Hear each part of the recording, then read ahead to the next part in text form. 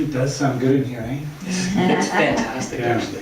It helps that you can play guitar, but it does sound good. So I mentioned flying over to the UK. I got a chance to do a 3-week, I had nine shows in 3 weeks over in the UK, which was a great, incredible opportunity for me all over England, throughout all of Scotland, and even into Wales and stuff. I had a wonderful opportunity as an artist. And the tour started and ended in London with a few days on both ends of it in London. And at the back end of it, when I got back, I had a bunch of time to myself, which was great. And I've been to London a few times. I lived there for a year. I did my teacher's training there. So I love London. It's one of my favorite places in the world. And one of the things I like to do when I'm there is just sort of wind my way along and around sort of the old town through the crooked alleyways and roads and streets. And one of my favorite walks in London is the one that if you're familiar with the city, that goes from Trafalgar Square up into Neal's Yard.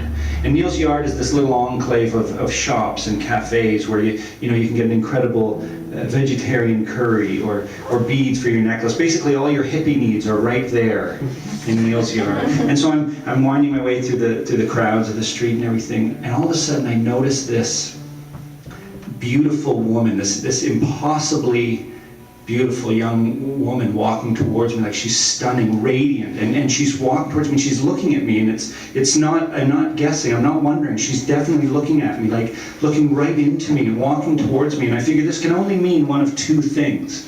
Like, I've just finished the storytelling tour, right? So I figure that either she's caught my show somewhere and she wants to tell me how my stories have changed her life and how great I was. or that there's just something so dynamic and about me that she just can't help it, And as soon as she was within arm's reach, she handed me a coupon for a free haircut. And disappeared off into the crowd of people. It's a shame. Thank you. I think it's a shame. It's a horrible shame. It's a scam. It's a sham. I figured that had to mean one of two things. Either my wife's right, and I do kind of have bad hair, or she figured a schmuck like me would take advantage of any free thing I could possibly get. She could tell just by looking at me. So I'm standing there looking at this coupon for a free haircut, and I remembered a conversation I had with an old roommate of mine years and years and years ago, and I don't know how it got to this point, but I remember very clearly him saying to me, "There's no such thing as a free haircut." And even at the time he said that, I took issue with that, because when I was a kid, all my haircuts were free. It was either my mom or her friend Mary. And they basically just pushed it down and cut it off. And so I spent the first 14 years of my life looking like Moe from the Three Stooges. I'm the youngest of 3 boys. And so when I entered high school, in hand-me-down jeans and crooked bangs, I was not the chick magnet I had anticipated myself being in secondary school. So anyways, I go for my free haircut, and it's in a barber school, like a hairdressing school essentially is what it is. And the first thing I have to do is fill out a form that says I understand that this is part of their training. I guess the deal is they have a 3-month intensive training where the first 2 months are on mannequin heads, and then the last 3 or 4 weeks are on live human heads. And so I have to fill out this form that says I understand this is part of their training, and they're students, and they're not quite professional, and this sort of thing, that I understand what's going on. But there's nowhere in there that there's any sort of safeguard or guarantee for me. So basically what I'm doing is signing a form that says I agree this is one of the stupidest things I've ever done. So I sign it and hand it in, and they tell me that Craig will be my hairdresser. So it's not that pretty little thing from the street. She's just like a siren that lures you in. It's devastating to find this out, but I was there now. It was too late. And it turned out okay, because Craig was a nice guy. He's 45 years old, and he was a drywaller from North London. He said he was oh no. He said he was sick of breathing dust all day. He needed a new career. He'd always been interested in hair, so I thought, fair enough. Asked me what I want, and because I was in London, I'm a sort of real child of the 80s, came into myself in the 80s, a big Madness fan. I don't know if you know that name, but I thought, I want to look like the guy from Madness. So I said to him, write down on the sides and the back and leave a little bit more on the front and the top. And he said, oh, you want it blended. Now, I had no idea what he meant by that, but he's the one with the 8 weeks experience. He's the expert. So I said, sure. And he started in, and right away it looked bad. I mean, immediately. It looked like he didn't know what he was doing. So I stopped him to make sure we were on the same page. And he said, but don't worry. I haven't even started blending. So I thought, all right, I've already got short, dark hair. How bad can it get? Oh dear. And that's why you might be my favorite audience member. Walking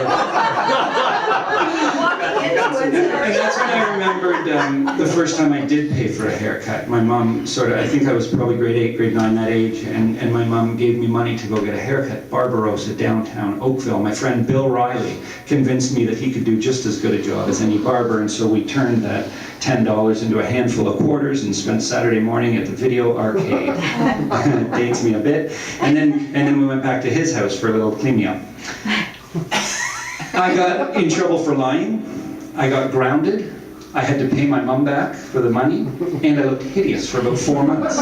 Couldn't pay for another one. All Bill had to do was vacuum his room twice that weekend, which was totally unfair. I didn't think that was right at all. I know I still hold that one against him. So anyways, I find myself in this chair at this hairdressing school, and Craig's been at me now for, it seems like forever. It has to be 45, 50 minutes.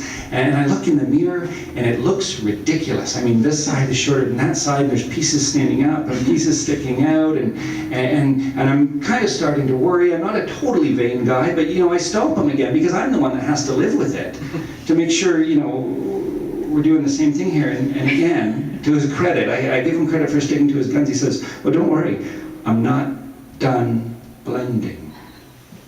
So then he goes at me and it's like Ian's song, scene 4. At this point, he pulls out all the tools. There's scissors, there's clippers, there's razors, there's buzzers, there's lotions and tonics and all sorts of things. And sure enough, 12, 13, maybe 15 minutes later, he steps back and he brushes off the back of my neck and behind my ears, and he takes off the apron thing and takes a big step back, and with a completely undeserved look of satisfaction on his face, he says, "What do you think?" And in my head, what do I think? I said, "I think this is ridiculous." I'm saying to myself, I don't look like the guy from Madness. I don't look good. I don't look like a 41-year-old man should look. I was just about to say I should have got Bill Riley to do it.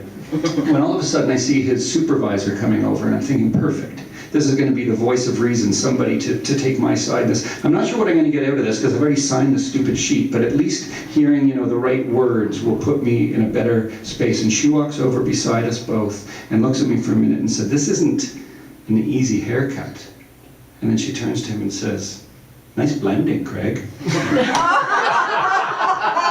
I couldn't believe it. My roommate that I mentioned before is now a missionary. He's dedicated his life to seeking and spreading the truth. And so I feel like I owe it to him. I need to get in touch with him and let him know that you can get a free haircut. You just can't get a good one. Thank you.